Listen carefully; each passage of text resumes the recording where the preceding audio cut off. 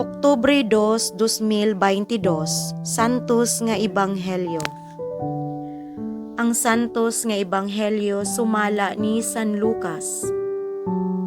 Ang mga apostoles miingon sa Ginoo, dugangi ang among pagtuo, ug ang Ginoo mitubag.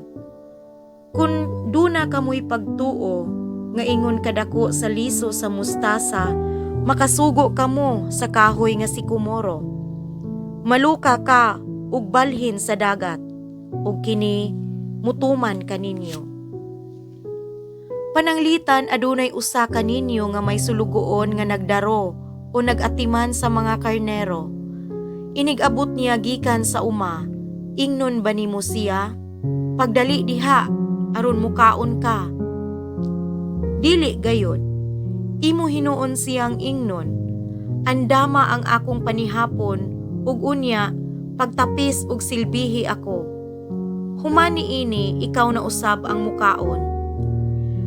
Ang usa ka sulugoon dili angayng pasalamatan tungod sa iyang pagtuman sa sugo. Dili ba? Mauusab kamo, kung nakabuhat na kamo sa tanan nga gisugo kaninyo, ingna ninyo, mga sulugoon kami ug nagbuhat lamang sa among katungdanan. Ang Ebanghelyo sa Ginoo.